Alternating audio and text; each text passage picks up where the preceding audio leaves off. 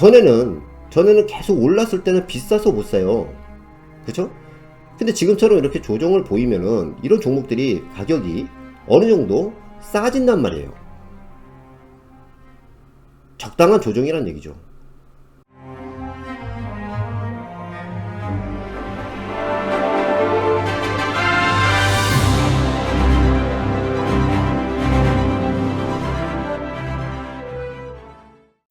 네, 여러분 안녕하세요. 투고달입니다.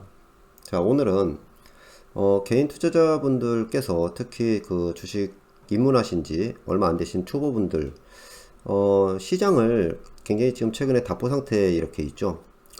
이 시장에서 보통 이제 주시장 같은 경우는 보통 이렇게 답보 상태, 횡보장세라고 하죠. 횡보장세에서는 주로 테마주가 기승을 부리죠. 테마주가. 최근에 이 테마주 같은 경우가 두 부류로 나누죠. 하나 같은 경우는 이제 우선주 테마가 있고요. 또 하나가 이제 러시아 백신이었죠. 러시아 백신. 크게 이렇게 지금 두 가지로 되는데, 우선 그 지수가 횡보 국면을 이렇게 보이는, 계속해서 뭐 별다른 재미없이 다들 좋다고 하는 뭐 삼성전자라든가 뭐 하이닉스, 뭐 삼성 SDI, 반도체와 뭐 전기차와 같이 작년에 굉장히 개인 투자자분들이 그냥 뭐 안전하고 뭐 망할 염려 없으니까, 그리고 주가도 오르니까 사서 그냥 놔두면은 가겠지 하고 했던 것들이 지금 계속해서 옆으로만 기고 있어요. 이걸 횡보장세라고 하는데, 통상적으로 이렇게 이 지수가 많이 오른 다음에 이렇게 지수가 별다른 움직임이 없을 때, 이러한 시기에는 이런 테마주들이 움직입니다. 테마주가 이제 크게 이렇게 있다고 했고, 여기 하나 이제 항상 있는 것이 뭐냐면은 정치 테마주죠.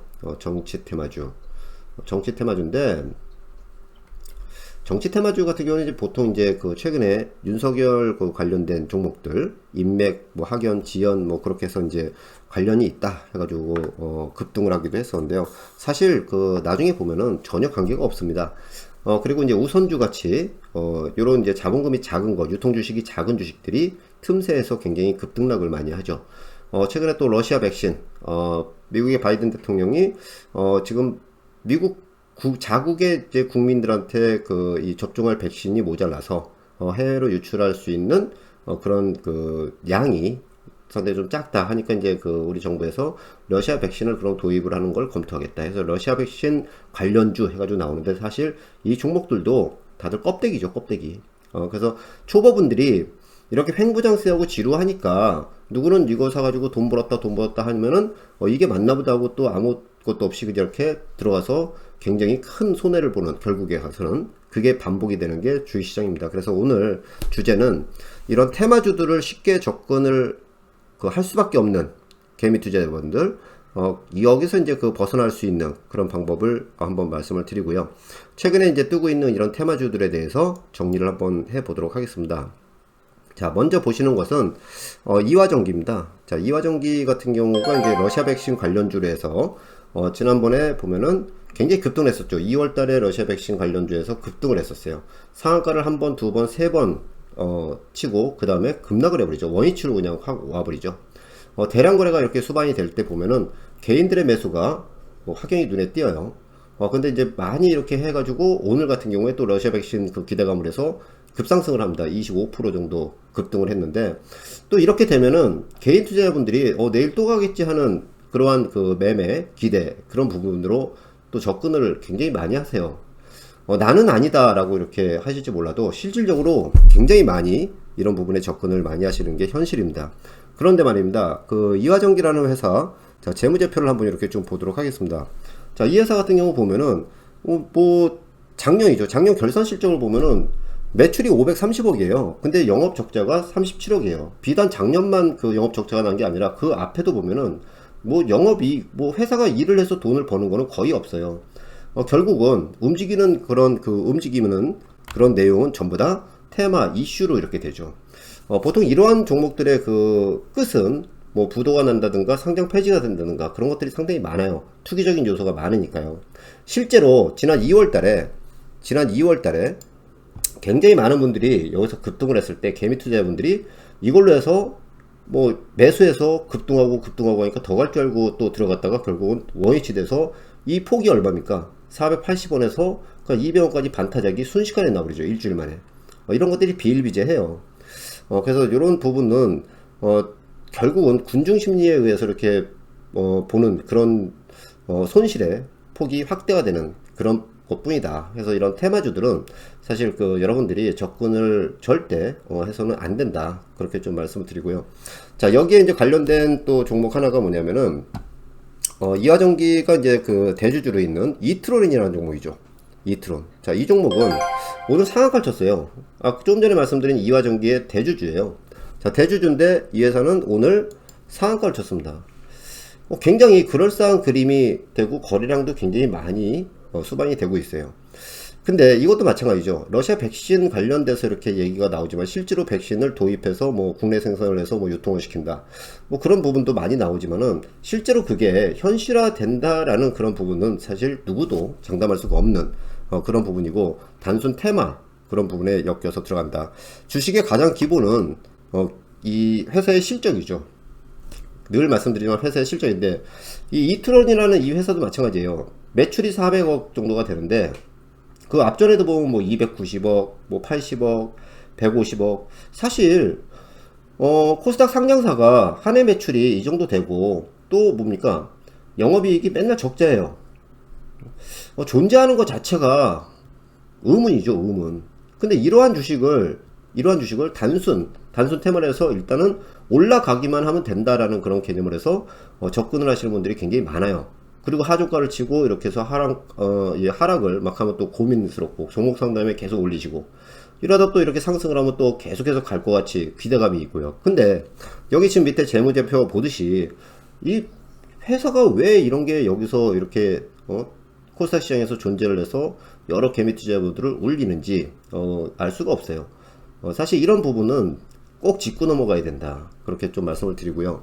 절대 접근하시면 안 된다. 라고 말씀을 다시 한번 드립니다. 자, 대표적으로 또 하나가 이제 우선주죠. 우선주인데, 오늘 증시에서 하락한 것들의 이 순위를 보면 대부분이 우선주가 많아요. 자, 우선주에 대해서 한번 좀 말씀을 드릴게요. 자, 우선주인데요. 지금 보시는 거는 이제 노루홀딩스 우선주예요. 노루홀딩스 우선주인데, 자, 이 주식을 잘 보죠. 오늘 급락을 했어요. 어제 급등을 해서 상한가까지 갔다가 오늘 마이너스 15%입니다. 마이너스 15%인데, 자, 이 회사 이렇게 잠깐 살펴보면요. 자, 이 회사 자본금이 1억입니다. 1억. 자본금이 1억. 그리고 시가총액이 40억입니다. 즉 40억만 있으면은 이 회사 이 우선주를 맘대로 휘저을 수 있다는 얘기예요. 40억의 시가총액이 이렇게 움직인다는 것 자체가 굉장히 의미가 없는 그런 얘기죠. 개인 투자자분들이 이제 우선주 장세가 가끔 테마 장세로 올라오는데 보통 착각을 하시고 그냥 뭐 올라가니까 급등을 하고 하지만은 결국은 이게 물릴 경우에 위에서 물릴 경우에는 팔지도 못하는 그런 상태로 가는 게 있습니다. 과거에도 우선주 테마 장세가 여러 차례 이제 열리는데요. 그때마다 저 산꼭대기에서 잡으셔가지고 거꾸로 급락을 하면 팔지도 못하고 하는 분들을 굉장히 많이 보게 됩니다. 근데 오늘 다 급락이 나왔죠. 자, 대덕 우선주라는 종목. 자, 대덕 우선주라는 종목도 하나 또 이렇게 볼 텐데, 얘도 보면은 지난해 10월 달에 지수가 굉장히 좀 안 좋았죠. 그러니까 결국은 뭐야? 이런 테마, 우선주 테마 이렇게 붙고 그 뒤에 어떻게 됩니까? 원위치 왔다가 또 다시 최근에 테마 장세가 조금 왔다 갔다 하니까 어떻게 됩니까? 급등을 하죠. 급등하는데 또 오늘 마찬가지로 13% 급락을 했어요. 이 회사도 이렇게 좀 보게 되면요. 자본금이 6억이에요. 총 발행주 지수가 6억이란 얘기예요. 시가총액이 얼마? 161억. 자, 161억인데, 자, 161억. 아까 노루홀딩스 같은 경우가 41억이에요. 자, 이거는 161억이죠. 유통주의수가 없고 시가총액 전체가 161억짜리가 급등락을 이렇게 하면은 올라갈 때는 품절 현상으로 계속해서 가죠. 하지만 내려갈 때는 팔지도 못하는 그런 형태가 계속해서 되는 게 우선주 테마 장세입니다. 자, 그런데 제가 드리고 싶은 말씀은 뭐냐면은 이러한 그 이 우선주나 정치 테마주, 우선주 그리고 정치 테마주, 자 이런 것들은요 보통 지수가 횡보 조정 장세를 보일 때 요럴 때 항상 그 틈새에서 투기적인 현상이 굉장히 많이 나옵니다. 자, 개인 투자자의 심리가 어떠냐면요, 거의 95% 이상이 주식은 계속해서 당연히 오른다고 생각을 해요. 그러다가 최근에 보면 이렇게 해서 조정을 받게 되면은 굉장히 재미를 없어해요. 이 기간이 향후에 오는 어떤 그 시장, 향후에 업황이 좋아질 수 있는 그런 부분의 종목들을 또 발췌하고 산업을 좀 공부하고 그렇게 해서 하는 시간으로 좀 보내면서 좀 싸게 살 수 있는 기회로 삼으셔야 되는데, 이 기간 동안에도 역시 수익을 내고자 굉장히 투기적인 거래를 많이 하세요.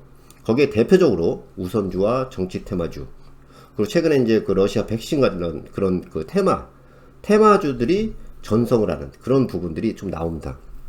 근데 결론적으로 보면은 거의 95% 이상이 이 꼭지에 사가지고 어떻게 다 물린다는 얘기예요. 꼭지에 사서 다 물린다. 그럼 결국은 정상적인 시장이 왔을 때는 여기서 물려 있기 때문에 이걸 팔고 정상적인 종목을 앞으로 좋아질 수 있는 실적과 성장이 가능한 그런 종목들로 매수를 해야 되는데, 정작 이 시기에 가서는 투기적인 거래를 했기 때문에 팔 수가 없는 상황이 나와요. 만약에 판다면은 최소한 마이너스 30% 40% 손절을 치고 이 종목을 사야 되는데 그러지를 못하죠. 심리적으로 손실이 너무 크니까. 그게 반복적으로 계속 일어나요. 그래서 드리고 싶은 말씀이, 종합적으로 말씀을 드리면은, 지금처럼 이렇게 지수가 횡보 장세에서는 실적과 성장성이 있는 업종 그리고 종목, 이런 것들이 전에는 계속 올랐을 때는 비싸서 못 사요. 그쵸? 근데 지금처럼 이렇게 조정을 보이면은 이런 종목들이 가격이 어느 정도 싸진단 말이에요. 적당한 조정이란 얘기죠. 그럼 이 시기에 이런 것들을 편하게 사서 그 다음 사이클이 올 때까지 편하게 사서 하시는 일에 전념을 하시고, 이 주식은 편하게 보유하시면은 결국 이 사이클이 다시 또 이렇게 와서 안전하게 이렇게 수익을 계속해서 늘릴 수 있는 그러한 기회로 삼는 게 조정장세예요. 그래서 이러한 테마주들이 최근에 급등락을 많이 하는데 거래량도 굉장히 많아요. 그 거래량이 많다는 얘기는 개인 투자자분들이 많이 참여를 하신다는 거죠. 매수도 하시고 매도도 하시고 하면서 결론적으로는 어떻게 돼요? 제로에 되는 거야, 제로. 절대 하시면 안 된다. 심리를 이겨야지만 투자에 성공을 한다. 그렇게 말씀을 드리고 싶습니다. 그래서 오늘 말씀드린 요지는 아까 테마주 전성시대, 조정장세에서 전성시대가 있는 테마주들 절대 하시면 안 되고, 그리고 우선주 같은 테마주, 정치 테마주, 이런 것들은 절대 하시면 안 되죠. 거기다가 이렇게 해서 아무리 내용이 좋고 실적이 좋은 회사도 마찬가지로 재료가 나왔을 때는 이미 선반영이 많이 됐다. 여러분들이 내일 점상한가 들어가서 한다고 절대 사지지 않아요. 내일 만약에 점상한가가 아니고 물량이 터져가지고 거래량이 터지면 어떻게 돼요? 단기 꼭지가 되는 거죠. 절대 이런 거는 그냥 관전 포인트 공부하는 정도로 이렇게 좀 보시고, 매매 접근으로는 좀 불가능하다. 그렇게 말씀을 드리고 싶습니다. 자, 오늘은요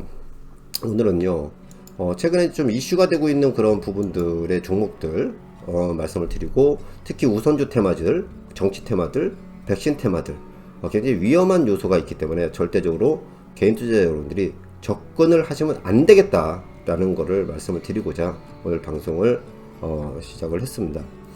자, 모쪼록 최근에 조정 장세를 편안하게 좋은 주식을 싸게 살 수 있는 그러한 기회로 삼으시고, 제가 올려드린 영상 앞에 있는 영상들을 참고하시면서 되돌려 보시면서 마인드업 하시고요. 좋은 기회가 된다. 그렇게 정리를 하겠습니다.